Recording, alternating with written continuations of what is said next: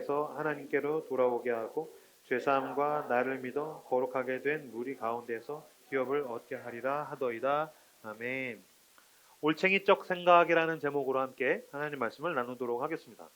원래 이제 순서대로라면 영적 중심 잡기 시리즈를 계속해서 진행을 해야 되는데 이제 지난주에 저희가 라이트하우스 서울숲 창립 3주년 기념으로 이제 홍민기 목사님을 모시고서 말씀을 나눴고, 제가 좀 이렇게 생각을 해보니까 창립을 기념을 하면서 또 무엇보다 이렇게 3주년을 넘어가면서 무엇보다 그 2년 반 동안 코로나라서 어쩔 줄 모르다가 그래도 둥지를 트고 있는 그 몇 개월을 지나가면서 이 말씀을 좀 우리가 붙들었으면 좋겠다라는 생각이 들어서 오늘 올챙이적 생각이라는 제목으로 함께 말씀을 나누려고 합니다. 저는 하나님의 은혜를 내가 어떻게 설명을 할 수 있을까, 어떻게 받아들일 수 있을까에 대해서 굉장히 다양하게 많은 고민을 하고 묵상을 하고 좀 이해를 하려고 하는 편입니다. 왜냐하면 하나님의 은혜가 굉장히 크기 때문입니다. 하나님의 은혜가 나라는 존재보다 훨씬 큽니다. 사실 사람이 존재가 그렇게 크지 않습니다. 이해력이라는 게 그렇게 크거나 깊지 않습니다. 이해되지 않는 일들이 많죠. 왜 그럴까요? 이해력이 나빠서 그렇습니다. 어떤 사람이 이해가 안 되죠. 왜 그렇습니까? 사람을 어떻게 이해합니까? 내가 나도 이해를 못하는데, 심지어 수학 문제도 이해가 안 되는데 어떻게 사람이 이해되겠어요? 수학 문제도 이해를 못하는데 어떻게 사람을 이해하며, 사람이 이해 안 되는데 어떻게 하나님을 이해하겠습니까? 그러니까 인간이 가지고 있는 이성적 능력이라는 게 사실 보잘것없는 겁니다. 그럼에도 불구하고 하나님께서 나에게 베풀어 주신 은혜를 내가 어떻게 받아들여야 될까? 내 영적인 유익을 위해서 저는 은혜를 다양한 방법으로 제가 할 수 있는 방법을 총동원해서 좀 이해하려고 하는 편입니다. 오늘은 제가 그 하나님의 은혜, 특히 구원의 은혜를 이 택배를 가지고서 좀 설명을 한번 해보려고 합니다. 완전 적합한 예시는 아니지만 좀 설명을 한번 해보도록 할게요. 집에 이제 택배가 오죠. 집에 택배가 오면 여러분들도 택배가 오겠죠. 저희 집도 이제 아내가 시킬 때가 있고 저도 종종 택배를 시킵니다. 종종이라기엔 좀 많이 시키는 편입니다. 아내한테 이제 많이 혼나는데, 이제 택배가 와 있으면 가다가 딱 보면은 집 앞에 택배가 있네. 그러면은 먼저 가가지고 여러분 뭘 보나요? 품목을 보지 않습니까? 뭐지 이게? 품목을 딱 보면 이거 내가 시킨 거다. 이거 내 아내가 시킨 거구나. 내가 안 시킨 거야. 품목을 먼저 보게 되고 그 다음에 이제 수신자를 보게 되죠. 누가 받을 것인가? 그래서 임형규. 그러면 내 거네? 난 시킨 적이 없는데? 내 거네? 내가 시킨 거지? 그래서 이제 수신자를 보게 되고 그 다음에 이제 발신자를 보게 되죠. 어디서 왔는가? 만약에 여러분들 뭐가 왔는데 내가 시킨 적이 없어요. 그러면 수신자를 보고 수신자가 잘못 온 것 같아요. 주소나 이름이 내 거가 아니에요. 그러면 발신자를 보고 이게 누가 누구한테 보낸 거지? 이렇게. 택배라는 컨텐츠, 품목에는 누가 보냈느냐 발신자가 있고 누가 받을 것이냐라는 수신자가 있다는 거예요. 마찬가지입니다. 하나님의 은혜에도 발신자와 컨텐츠와 수신자가 있습니다. 먼저 누가 보냈습니까? 그 발신자의 주소는 heaven, 하나님의 나라입니다. 발신자 명은 누구입니까? 하나님 아버지입니다.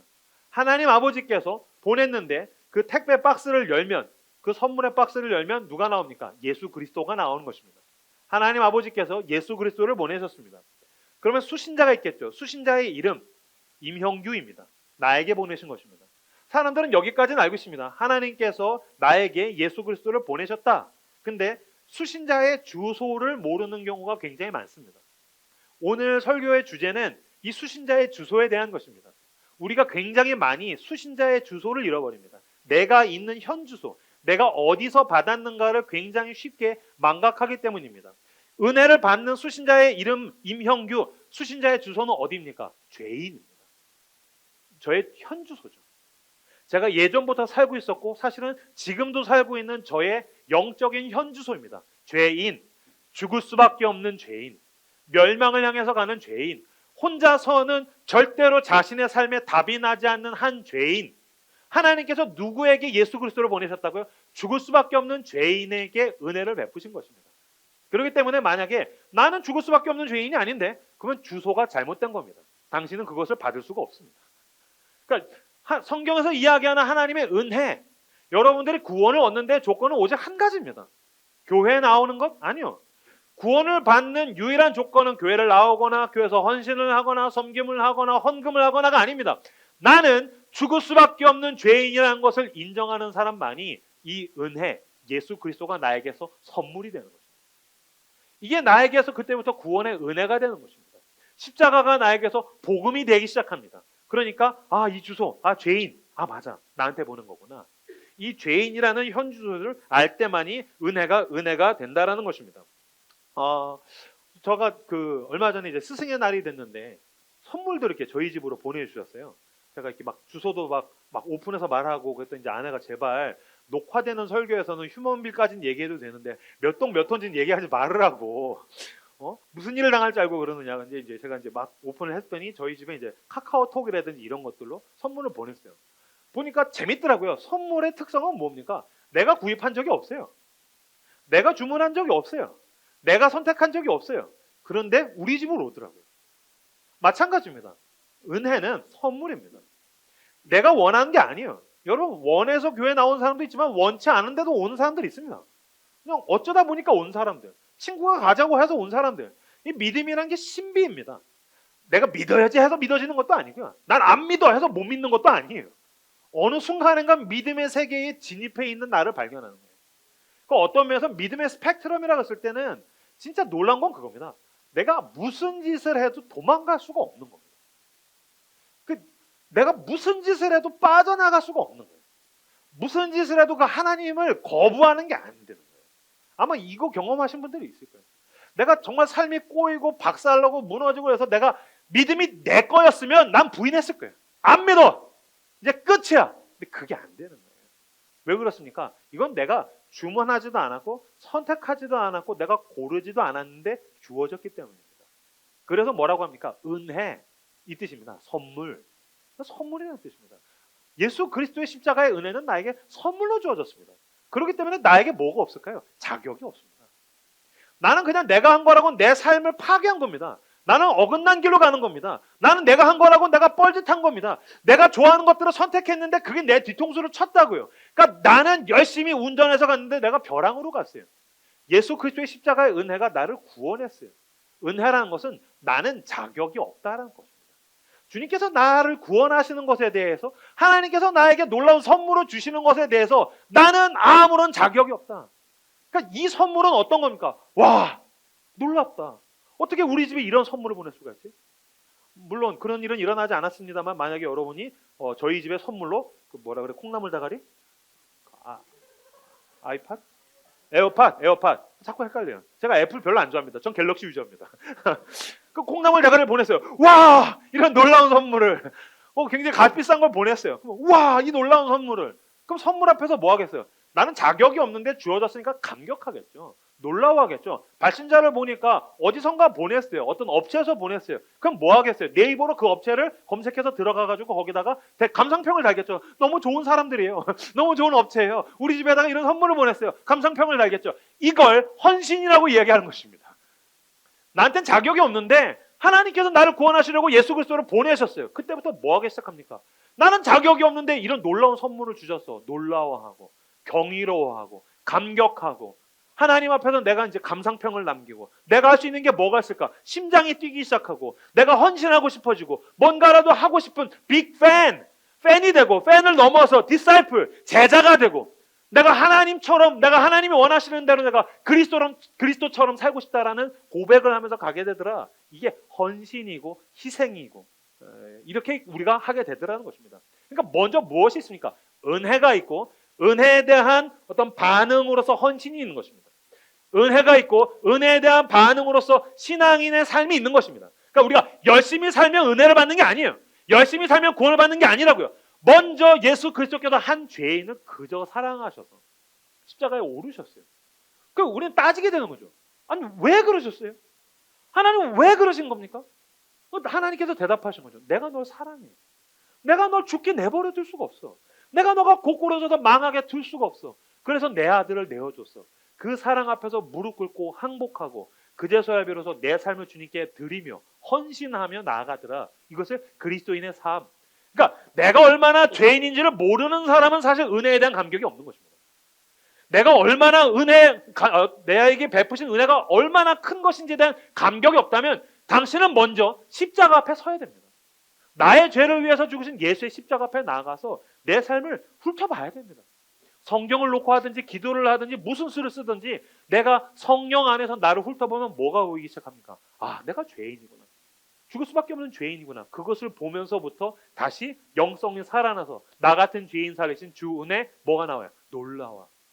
민숙맹충할 수가 없는 거예요. 놀라워하고 경이로워하고 이제는 내가 그리스도의 십자가를 붙들고 어떻게 살아야 될 것인가? 그리스도인의 삶, 제자의 삶이 그때부터 출발된다는 것입니다. 저에게서도 마찬가지입니다. 저는 모태신앙이었었어요. 저는 교회를 벗어나 본 적이 없어요. 뭐 아시는 분들은 아시겠지만 저희 아버지는 목사님이셨어요. 그러니까 저는 평생 교회를 다녔어요. 하지만 제가 인격적으로 예수를 믿은 건 24살 때였었어요. 24살 때 처음 어떤 하나님의 성령을 체험하고 예수 그리스도 앞에 제 삶을 헌신한 건 24살이 처음이었어요. 그전에는 그냥 교회 문화, 종교성을 가지고서 그냥 교회를 다니는 거였었어요. 아버지가 목사님이니까 제가 용기가 없었던 거죠. 아빠 난 절에 가고 싶어요. 용기가 없는 거예요. 그러니까 그냥 교회를 다니는 거죠. 그러니까 적극적으로 거부하지도 않았고 그냥 다니다가 제 인생이 처음 나락에 떨어졌을 때 24살에 뒤늦게 군대를 가서 십자가를 바라보면서 제가 쌍욕을 하다가 하나님을 경험을 했어요. 저한테 그 전까지는 하나님은 그냥 그런 거였었어요. 우주 어디엔가 신적 존재는 있겠지. 그냥 우주를 구성하는 어떤 절대적 제1관념. 그 정도. 세상에 미물들도 이런 제품, 공산품들도 누가 만든 사람이 있는데 어떻게 사람이 그냥 있겠어? 뭔가가 있겠지만 난 인격을 가진 신은 믿을 수가 없다. 더군다나 이스라엘의 조상신을 내가 믿을 수가 없다. 더군다나 성경은 너무 못 믿겠는 거예요. 무슨 모세가 홍해를 가르고 그게 어떻게 갈라져? 무슨 가름마입니까? 바다가 어떻게 갈라져? 말도 안 되잖아요. 그리고 예수님은 예수 그리스도는 정말 믿을 수가 없는 거예요. 물 위를 걷고 동방불패입니까? 사람이 어떻게 물 위를 걸어요? 무슨 떡 5개 가지고 5,000명을 먹어. 이건 너무 뻥이 너무 심한 거예요. 이거 거의 반지의 제왕, 마블에 가까운 판타지인 거예요. 그러니까 못 믿겠는 거예요. 더군다나 제일 못 믿겠는 건 그거예요. 예수의 십자가. 아니 2000년 전에 죽은 중동의 사형수의 이야기가 20세기, 21세기를 살아가는 나랑 뭔 상관이야. 나는 아시아인이고 그는 중동인이잖아. 근데 하나님이 존재한다는 것도 못 믿겠는데 하나님의 아들이 인간으로 와가지고 중동 사람이 죽은 게 나랑 뭔 상관이냐고 못 믿겠는 거예요. 그러니까 교회 와가지고도 예배 드리고 그러면은 이렇게 손 들고 찬양하는 사람 전 이해도 안 되고 이렇게 울고 기도하고 그러면 다 인생의 루저들. 난 자신 있어. 난 내 지혜, 내 열정, 나는 얼마든지 난 잘 살 수 있으니까 난 저렇게 하지 않는다. 그러니까 두 손 듭시다. 우리도 이제 박성수 선생님이 두 손 듭시다. 저런 인간이 제일 싫었어요. 지나 들지. 지는 기타 치니까 안 드니까 괜히 나 들으려고 하고 그러니까 너무 싫은 거예요. 근데 이제 다 들어. 그럼 나도 이제 들어야 되니까 이렇게 꼭 요 정도 이렇게 티라노사우루스 같이 요 정도 들고 있고 이런 게 너무너무 싫었었어요. 그러다가 24살에 군대 가가지고서 너무너무 군대에 있는 게 짜증나니까 제 모든 분노를 응축해서 십자가를 보면서 쌍욕을 했어요. 세상에 하나님 어딨냐? 말도 안 된다. 있으면 나와봐라. 하나님? 당신 님도 아니야. 하나야. 그러면서 나와보라고 나와봐. 속으로 쌍욕을 하는데 이 얘기하자면 너무 길어요. 하나님께서 진짜 제 안에 음성을 들려주셨어요. 그 음성을 들려주시고 제가 깜짝 놀라서 이게 뭐지 하는 가운데에 하나님이 존재하시는구나. 그때부터 제가 교회에서 배웠던 성경들 쫙 풀어지더라고요. 예수 그리스도께서 십자가에서 죽으셨고 하나님이 세상을 만드셨고 그 하나님이 이 하나님이구나. 제가 1시간 동안 울면서 회개했어요. 하나님이 계신 줄 알았으면 제가 이렇게 안 살았을 거예요. 하나님이 존재하신 줄 알았으면 제가 이렇게 안 살았을 겁니다. 내가 당신을 무시하지 않았을 겁니다. 신이 인간 인격을 가지고서 온 세상을 만드시고 나를 구원하기 위해서 예수 그리스도를 보내시고 그때부터 내 죄가 파노라마. 예전에 그 설교하면은 전 뻥이라 그랬거든요. 회개하는데 죄진 게 지나가고 진짜 내가 그랬었어요. 주님 날 용서해 주십시오. 1시간 동안 울면서 회개하고 내 삶이 완전히 뒤집어졌어요. 그때부터 하나님이 계시다. 하나님이 모든 걸 만들었다.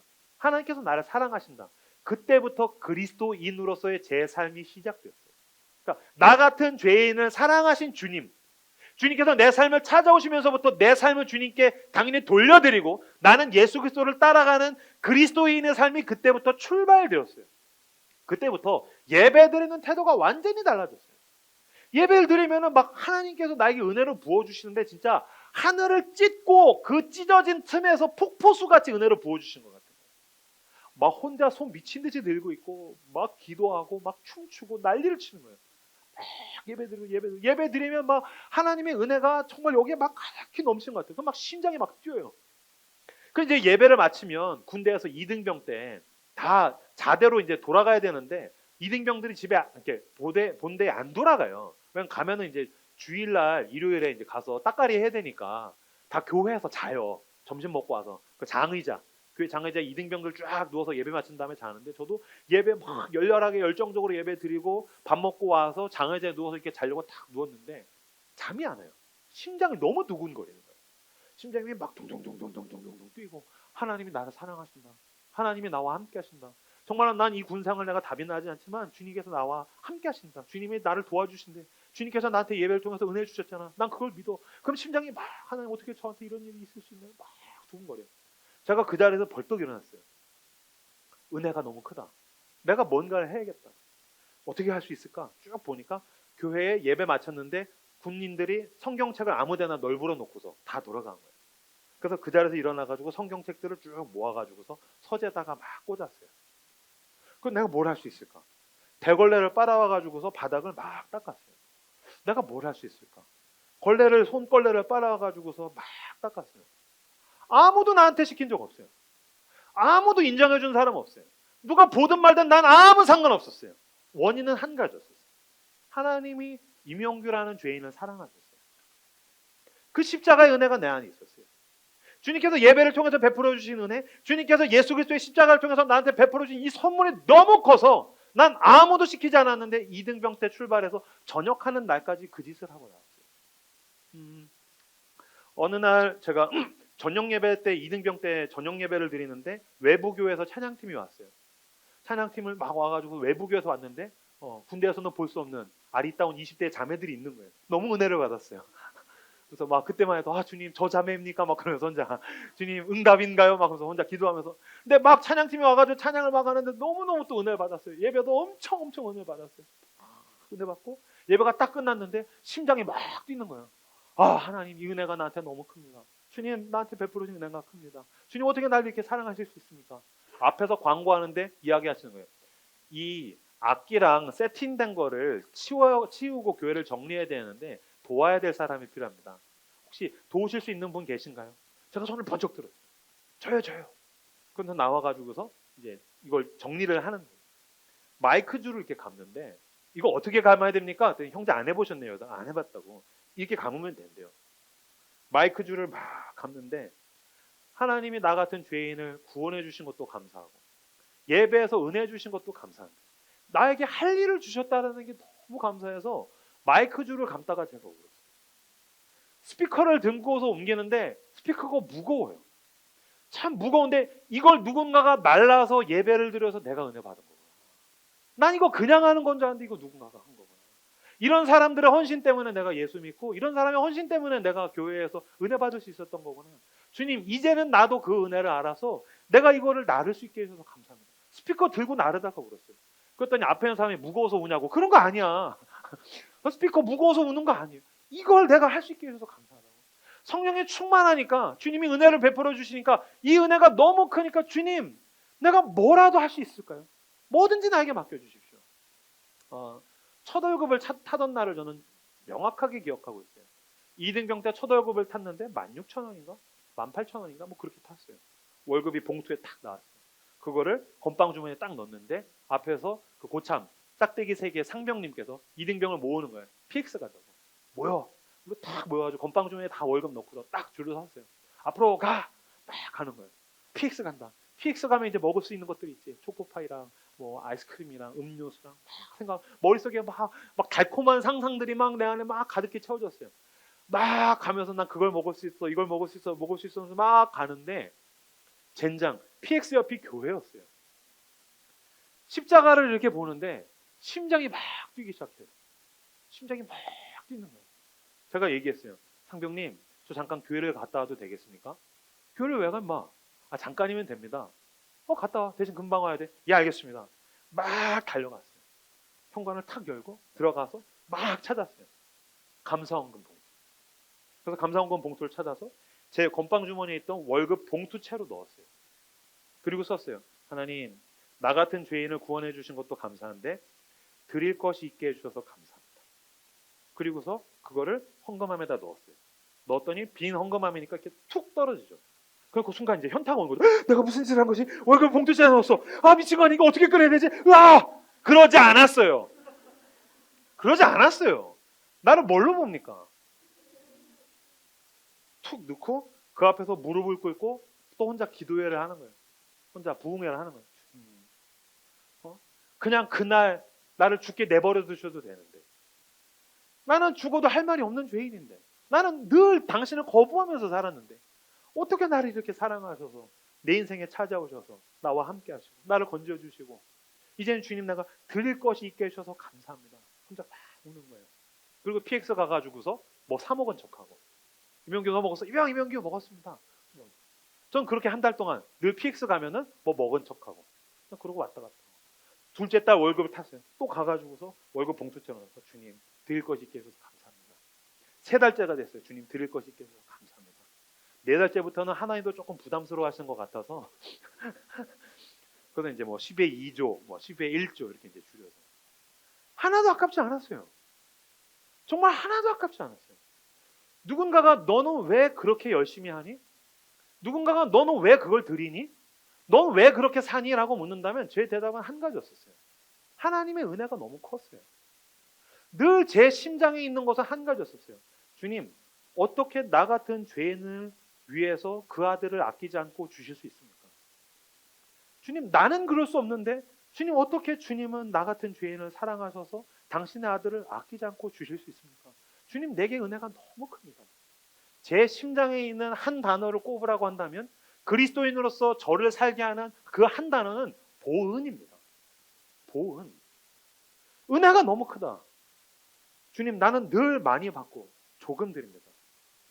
내가 헌금을 드리든지 내가 헌신을 드리든지 내 삶의 일부를 드리든지 내가 가지고 있는 그 어떤 것을 드리든지 간에 내가 받은 그 아버지의 놀라운 사랑과 예수 그리스도의 십자가의 은혜에 비하면 나는 늘 많이 받고 조금 드립니다. 왜 그렇습니까? 나는 은혜를 갚기 위해서, 보온을 위해서 살기 때문입니다. 십자가를 바라보면 늘 두 가지가 보입니다. 십자가는 기독교의 상징입니다. 내가 예수를 처음 만나던 날에도 그랬고 지금 그리스도인으로서 목사로 살아가는 지금도 십자가는 늘 나에게 두 가지를 이야기해 줍니다. 첫 번째, 십자가 앞에 나가면 나의 죄를 위해서 죽으신 예수를 바라보며 내가 얼마나 죄인인지가 보입니다. 이명규는 20년 전 24살 때에만 죽을 수밖에 없는 죄인이 아닙니다. 그때 주님께서 찾아오신 그날 이후로 지금까지도 주님 앞에 나가면 나는 죄인입니다. 지금 목사고 다니엘 기도에도 나가고, 그러니까 나는 괜찮은 인간입니까? 괜찮은 인간인 척 할 수 있습니다. 내가 나를 알죠. 내 삶에서 은혜를 빼면 나는 죄인만 남습니다. 난 죄인입니다. 십자가는 늘 나에게 두 가지를 얘기해 주는데, 첫 번째는 나는 죽을 수밖에 없는 죄인이라는 것을 보여줍니다. 여전히. 두 번째, 그럼에도 불구하고 하나님은 나를 얼마나 사랑하시는가. 그러니까 십자가는 모순이죠. 나는 얼마나 큰 죄인인가.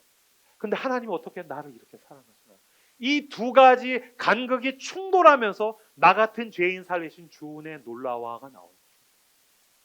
예수를 처음 만나던 날에도, 그리스도인으로 20년을 살아가는 그 날에도 나에게 자랑을 꼽으라면 나의 자랑은 오직 한 가지, 십자가입니다. 나의 자랑은 십자가입니다. 나를 사랑하셔서 죽을 수밖에 없는 죄인을 위해서 하나님께서 그 어떤 것도 아끼지 않고 내어주셨습니다. 나 같은 죄인 살리신 주 은혜에 놀라워. 내가 이 은혜에 놀라워하면서 경이로워하면서 주님의 사랑을 찬양하면서 나는 내 삶 가운데에서 주어진 것들을 주님께 드리고 교회에 드리고 세상을 섬기며 나는 살아가길 원합니다. 저와 함께 보온의 삶을 살아가시는 라이트하우스 소속 식구들이 다 되시기를 그리스도의 이름으로 축복합니다. 이 보온이 저의 심장입니다. 저는 이것이 라이트하우스 서울숲의 심장이 되기를 원합니다. 다행인 것은, 너무나도 감사한 것은 제가 이것을 너무나도 소중하게 여기다가 보니까 저는 그리스도인이 된 지 20년이 지났는데도 저는 지금도 그 감격이 있습니다. 저는 여러분들이 저를 닮기 원하는 영역이 있고 꼭 닮지 않았으면 하는 영역들이 있는데, 저는 닮았으면 하는 영역, 여러분의 담임 목사처럼 십자가 앞에서 늘 감격하고 울고 하나님이 나 같은 죄인을 사랑하신다는 것 앞에서 어쩔 줄 몰라 하고, 저는 그때도 그렇고 지금도 그렇습니다. 처음 예수를 만나던 20대 때도 그랬고, 사역을 출발하던 30대 때도 그랬고, 고통 가운데 내 모든 게 산산조각 났던 30대 후반 때도 그랬고, 40이 넘어서 개척을 해서 어쩔 줄 몰라서 몸부림치던 그 3년간도 그랬습니다. 늘 은혜가 내게 너무 큽니다. 내게 베푸신 아버지의 은혜가 너무너무 큽니다. 그 은혜가 없으면 나는 살 수 없는 죄인이라는 것을 나는 지금도 고백하지 않을 수가 없습니다.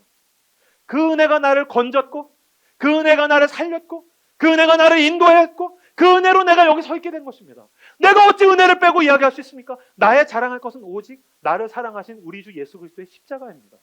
그 십자가를 붙들고 보온의 마음으로 하나님 나라를 섬기며 살아가시는 여러분들 다 되시기를 그리스도의 이름으로 축복합니다. 문제는 이명규의 죄성은 끊임없이 이 은혜에 대해서도 저항하려고 한다는 것입니다. 저도 냅뒀더니 늘 은혜 앞에 감격하고, 원래 막 제가 이렇게 감상적, 전 ENFP가 아닙니다. 전 ENFP가 아닙니다. 전 INTP입니다. 저는 T 성향이 굉장히 강한 인간입니다. 저는 이렇게 맛있는 거를 먹으면 맛있다, 맛있어, 이걸 어떻게 언어로 표현할 수 있을까? 이거에 가깝지 막 그런 사람이 아니에요. 그럼에도 불구하고 내가 어떻게든 십자가의 감격과 이 은혜는 놓치지 않으려고 몸부림칩니다.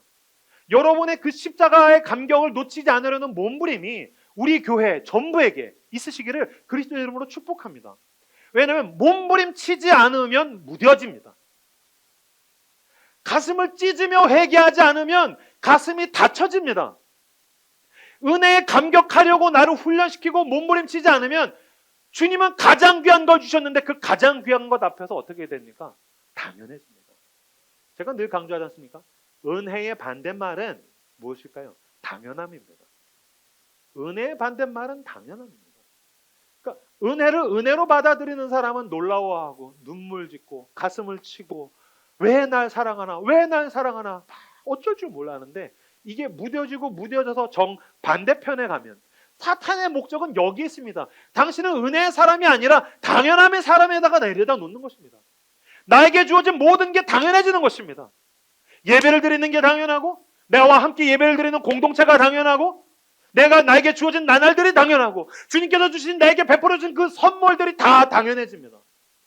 당연함의 토대 위에 서 있는 사람은 뭐 하기 시작할까요? 은혜의 토대 위에 서 있는 사람은 내게 있는 그 모든 것을 들여서라도 은혜에 보은하고 싶어지는데, 당연함의 토대 위에 서 있는 사람은 그때부터 할 수 있는 거라고서는 자기를 드러내는 것밖에 없습니다. 자기 증명이죠. 자기의라고 신학적으로 이야기하는 가장 인간의 고질적인 죄성 중에 하나입니다.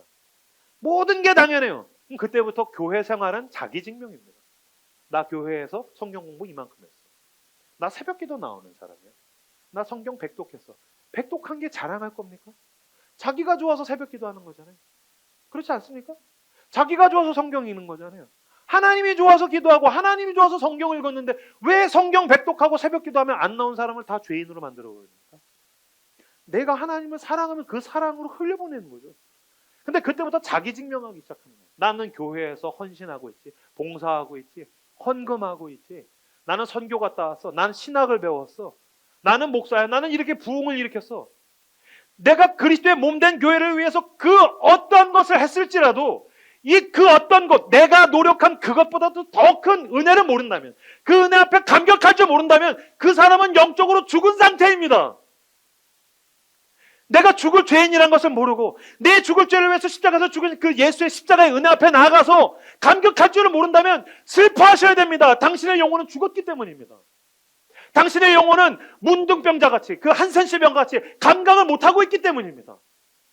가슴을 찢으며 회개해야 합니다. 주님, 내가 어쩌다 이렇게 됐습니까? 주님, 내가 왜 은혜로 출발했는데 자기 공로로 가 있습니까? 내가 왜 은혜로 신앙생활을 출발했는데 자기 의를 드러내면서 가고 있습니까? 주여, 나를 불쌍히 여겨달라고. 내가 바리사인과 같이 됐다고. 가슴을 찢으면 우리는 진정으로 회개해야 될 시간이라는 것입니다. 내가 영적으로 죽은 것은 아니지.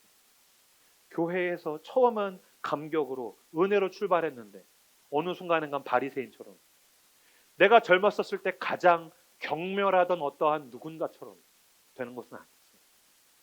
내 앞에서 나를 자기의와 자기중심성과 자기 공로 위에 서게 하려는 모든 사탄의 방해와 시험과 유혹으로부터 몸부림쳐서 가슴을 찢고 영혼이 살아있는 저 여러분들 다 되시기를 그리스도 이름으로 축복합니다. 오늘 본문에 보면은 바울이 등장합니다. 저는 바울을 너무너무 사랑합니다. 저는 바울을 너무너무 사랑합니다. 예전에는 바울을 사랑하는 것은 그가 탁월한 전도자여서 좋았어요. 그는 놀라운 기적을 일으키고 바울 서신을 다 써냈고, 그러니까 하나님께서 바울을 통해서 로마서를 쓰시고 바울 서신을 쓰시고 가는 곳마다 기적이 일어나고, 나는 그 바울의 능력이 너무너무 좋았어요. 근데 신앙생활을 하다가 보니까 나중에 성경을 읽으면 몰랐던 게 보이기 시작해요. 지금 저에게 바울을 왜 사랑하는지 꼽으라면 그 가장 중요한 이유 중에 하나는 오늘의 본문입니다. 오늘의 본문에 나오는 바울은 노년의 바울입니다. 거의 60 전후입니다. 그러니까 청년 때 바울이 예수 그리스도를 만나고 나서 그가 광야 생활을 하고 훈련을 받고 선교사로 나가서 그가 십수년의 선교 사역을 마친 다음에 은퇴한 선교사인 바울인 것입니다. 그러니까 노년의 바울, 은퇴한 선교사의 바울인데 그가 예루살렘에 돌아왔더니 자기를 보냈던 예루살렘 교회가 홀대하고요. 머리를 빡빡 깎고 젊은 친구와 함께 기도하고 오라고, 정결 예식을 하고 오라고. 그걸 다 노년에 은퇴한 선교사인 바울이 순종합니다. 그거 마치고 왔더니 와가지고서 이 예수쟁이를 죽여라서 두드려 패가지고서, 그래가지고서 재판받는 자리까지 갑니다. 그래서 바울이 이 기회에 잘 됐다. 내가 로마를 갈 수도 있겠다. 그래서 재판을 받고 이게 얼마나 힘든 여정이겠어요. 은퇴한 선교사인데, 제가 은퇴했는데 여러분이, 제가 같이 개척해서 교회를 읽었는데 내가 은퇴했다고 여러분이 홀담 다 죽여버릴 거예요. 목사님 하신 게 뭐가 있어? 그러면 아주 두고 봐. 난 다 죽여버릴 거야. 난 바울이 아니야. 그런데 바울이 그걸 다 받아들이고 재판을 받는데 왕이 묻는 거죠. 아그리빠 왕이. 아니 당신 왜 그렇게 사냐고. 편하게 살 수 있지 않냐고. 당신 집안이 좋지 않냐고. 당신 로마 시민권자잖냐고.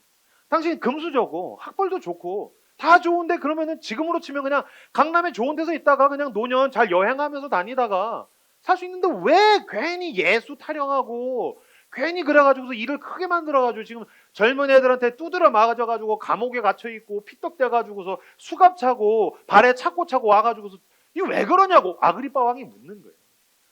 그럼 당신 왜 그럽니까? 그러면 그것에 대한 대답을 여러 가지로 할 수 있잖아요. 그럼 적어도 자기의 위치와 업적에 대한 이야기를 일반적으로 하지 않을까요? 내가 이 이방인 교회의 지도자야. 나를 뭘로 보는 거야? 넌 정치 지도자야. 나는 교회 지도자야. 내가 얼마나 많은 교회를 세웠는 줄 알아? 하나님이 나를 통해서 얼마나 많은 일을 하셨는 줄 알아? 내가 얼마나 외국에서 얼마나 유명한 줄 알아? 내가 나가면 얼마나 유명한 줄 알아? 니네만 나 무시하는 거야. 이런 얘기 할 수 있잖아요. 근데 바울이 그런 얘기 안 하는 거예요. 오늘 본문을 쭉 보시면 바울이 왜 그럽니까? 그랬더니 그 사도행전 9장에 있는 30년 전 이야기를 하는 거예요. 30년 전. 30년 전에 한 죄인에 대한 이야기를 하는 거예요. 예수님의 몸된 교회를 핍박했고, 그러니까 사랑받을 그 자격이 아무것도 없는 한 죄인. 주님께서 내버려 두셨으면 그냥 그대로 가서 절벽에서 고꾸라져 죽었어야 할 죄인. 사실 그게 원리적으로 봤었을 때 맞는 그 사람. 근데 주님이 그 한 죄인을 어떻게 사랑하셨는가? 어떻게 찾아오셨는가? 어떻게 끌어안으셨는가? 그래서 내가 그때 예수를 만나서 여기까지 오게 된 거야. 그 얘기를 하는 거예요. 우리나라 속담 중에 개구리 올챙이 쩍 모른다는 이야기가 있어요. 참 무서운 속담 아닙니까? 지가 날 때부터 개구리인 줄 안다는 거예요. 지는 원래 점프를 잘하고, 지는 원래 우물 바깥에서 여기저기 뛰쳐다니고. 아니요. 올챙이 쩍 생각을 왜 못합니까? 바울이 지금 그 얘기를 하는 거예요. 당신은 왜 이러고 삽니까? 내가 올챙이 쩍 있었어. 내가 그때 얼마나 죄인이었는지 몰라. 내가 하나님이었으면 이명규는 포기했을 거야. 내가 이명규였으면, 내가 하나님이었었으면 이명규 같은 걸 사랑할 수 없었을 거야. 내가 하나님이었었으면 이명규 같은 죄인을 위해서 그 아들을 절대로 주지 못하지. 근데 하나님께서 나를 사랑하셨어. 바울이 지금 그 올챙이적 생각을 합니다. 그 이야기를 쭉 하면서 주님의 은혜로 인하여서 내가 출발하였고 여기까지 오게 되었다. 그는 여전히 자기 자신을 뭘로 이야기합니까? 은혜가 없으면 살 수 없는 올챙이로 이야기합니다. 그는 선교지에서 가장 탁월한 사역자인데 그는 여전히 하나님 앞에서의 올챙이적 생각을 놓지를 못하는 거예요. 나 같은 죄인 살리신 주 은혜 놀라워. 주님, 나는 개구리가 아닙니다. 주님, 나는 탁월한 사역자가 아닙니다. 주님, 나는 기적을 일으킨 사람이 아닙니다. 주님, 나는 하나님의 은혜가 아니면 살 수가 없는 한 죄인입니다. 그 고백을 지금 바울이 하고 있더라라는 것입니다. 이 속담의 정반대말에는 뭐가 있겠습니까? 물에 빠진 놈 건져줬더니 보따리 내놓으란다 라는 속담이 있죠. 자기가 올챙이적 생각을 못하는 사람은 뭐 하기 시작합니까? 물에서 건져줬더니 자기를 건져준 사람의 멱살을 붙들고 보따리 내놓으시오. 나 보따리 내놓으시오. 그러려면 날 건져주지도 말아야지. 보따리 내놓으시오. 이 보따리 내놓으라고 자기를 구원해준 그 건져준 사람의 멱살을 붙잡은 사람은 지금 무엇을 못 보고 있습니까? 물에서 빠져나왔으니 내가 살아야 한다는 것만 알지 내가 어디에서 건짐을 받았는가를 못 보고 있는 것입니다. 사랑하는 라이트하우스 서울숲 식구 여러분, 혹시 그걸 놓치고 있는 거 아닙니까? 하나님이 당신을 어디로부터 건지셨습니까? 어디에서 은혜를 베푸셨습니까? 어디에서 빠져나오셨습니까? 어디에서 도와주셨습니까? 그 놀라운 은혜를 다 털어먹고 하나님의 은혜는 다 물에 새겨다 놓고 나를 위해서 십자가에서 못 박히신 예수의 손, 그 손모가지를 비틀 정도로 꽉 부여잡고 내 보따리 내놔, 내 보따리 내놔. 아니요, 주님, 나 같은 죄인 살리신 주 은혜에 놀라와 내가 어디서 건짐을 받았는지를 늘 잊지 못해서 가슴 떨려 하시는 여러분들 다 되시기를 그리스도 이름으로 축복합니다. 당신은 왜 교회로 사십니까? 우리를 교회로 부르셨고 당신이 교회입니다. 라이트하우스 서울숲은 이제 교회를 창립한 지 3주년을 지나가고 있습니다. 당신은 왜 교회로 살고 왜 세상에서 이야기하는 그 원리와 원칙과 세상의 방법과는 다른 하나님의 말씀대로 예수 그리스도의 제자로 살기를 원하십니까? 이렇게 살면 복 받으니까? 이렇게 살면 잘 풀리니까? 이렇게 살면 더 잘 될 것 같아서? 이유는 한 가지입니다. 나에게 베푸신 하나님의 은혜가 놀랍습니다. 이 은혜가 원동력이 돼서 은혜 때문에 그리스도인이 되었고 은혜 때문에 헌신하고 은혜 때문에 세상을 섬기고 은혜 때문에 그렇게 살아가시는 내 유일한 대답, 은혜 때문에, 예수 그리스도의 십자가의 그 놀라운 은혜 때문에, 나를 지켜주신 하나님의 은혜 때문에, 그 절망과 수렁에서 건져주신 그 아버지의 놀라운 사랑과 은혜 때문에, 은혜 때문이 나의 대답이 되시는 여러분들 다 되시기를 그리스도의 이름으로 축복합니다. 우리 교회는 구제와 선교를 하길 원합니다. 더 많은 구제를 할 것입니다. 더 많은 봉사를 할 것입니다. 보상은 없습니다. 왜 이 교회는 구제하고 봉사를 하고 돈을 보내고 헌금을 보내고 왜 가서 그렇게 노력을 하고 봉사를 하는 것입니까? 유명해지려고? 한국교회 인식이 다 떨어졌는데 우린 힙한 교회니까 부흥의 전략으로? 아니요. 아니요. 그렇게 위선적이고 가식적인 대답이 어디 있습니까? 이유는 한 가지입니다. 나를 사랑하신 아버지의 사랑입니다. 그 사랑 때문에 구제하고 봉사하는 교회가 되기를 원합니다. 우리 교회는 선교하기를 원합니다. 왜 이 교회는 선교합니까? 이유는 한 가지입니다. 주님의 은혜가 나에게 있습니다. 그 선교사들이 100년 전에 와서 내가 복음을 받아들였단 말입니다. 주님, 내가 가만히 있을 수 없습니다. 나도 바다 건너에 복음이 필요한 곳까지 가길 원합니다. 은혜 때문에 선교로 나아가는 저 여러분들이 다 되시길 바랍니다. 사랑하는 라이트하우스 서울숲 식구 여러분, 교회를 위해서 봉사하고 헌신하고 섬기다가 은혜가 안 되면 언제든지 그만두십시오. 그게 은혜가 안 되면 그냥 멈추십시오. 저도 제가 목사지만 은혜가 안 되면 내가 꼭 목사로 살아야 됩니까? 그냥 그리스도인으로 살 수 있는 거 아닙니까? 예배자로 출발했습니다. 그러면 나는 언제든지 예배자로 자리에 돌아가길 원합니다. 은혜를 받다가 은혜가 큽니다. 그때 헌신하십시오. 또 헌신하다가 은혜가 바닥을 치거든 멈추십시오. 때려치십시오. 그만두십시오. 아무것도 안 해도 됩니다. 아무것도 안 해도 됩니다. 당신이 없어서 내가 없어서 무너질 교회라면 빨리 망해야 됩니다. 내가 섬기지 않아서 내가 헌금하지 않아서 내가 뭐 하지 않아서 망해야 될 교회라면 그 교회는 빨리 무너지는 게 하나님께 도움이 되는 것일 겁니다. 은혜 받는 자리, 죄인의 자리, 십자가의 자리, 그 자리에 가장 먼저 나아가시는 여러분들 다 되시기를, 이것이 우리 교회의 심장이 되기를 주님의 이름으로 축복합니다. 마지막으로 한 가지 이야기 나누고 함께 기도하기 원합니다. 제 가슴에 늘 담고 있는 이야기입니다. 영국에서 가장 유명한 강해 설교자였던 찰스 스펄전이 어느 날 아침에 서재에 들어가서 성경을 읽고 기도를 하고 있는데 아내가 조식을 준비해서 서재로 들어갔다는 거예요. 노크를 하고, 여보 들어가도 돼요? 들어가서 보니까 스펄전이 서재에 앉아서 책상 앞에서 막 서럽게 울고 있더라는 거예요. 손으로 눈을 가리고 막 울고 있더라는 거예요. 그래서 울음이 어느 정도 진정된 다음에 아내가 묻는 거죠. 여보, 아침부터 왜 그렇게 서럽게 울어요? 무슨 일이 있길래, 어떤 말씀을 묵상했길래 아침부터 그렇게 서럽게 울어요? 그랬더니 스펄전이 대답했답니다. 나 같은 죄인을 위해서 죽으신 예수 그리스도의 십자가를 떠올렸는데 내 마음에 아무런 감동이 없어. 나 같은 죄인을 위해서 십자가에 죽으신 예수의 십자가를 떠올렸는데 내 마음에 감동이 없어. 여보, 내 영혼이 병들었나 봐. 여보, 내 영혼이 병들었나 봐. 주님께서 나를 불쌍히 여겨주시길 바라며 나는 울고 있어. 그 십자가를 떠올렸는데 어떻게 내가 감동이 없을 수 있어? 가슴을 찢으면서 서럽게 울었다는 거예요. 이것이 우리가 십자가 앞에 나갔을 때 반응인 것입니다. 나 같은 죄인 살리신 주님의 은혜가 놀라워서 어쩔 줄 몰라 하고 울든지, 형규야, 네가 어떻게 네 가슴에 감동이 없을 수 있어? 네가 뭘로 네 가슴을 채웠길래 네 마음에 감동이 없을 수 있어?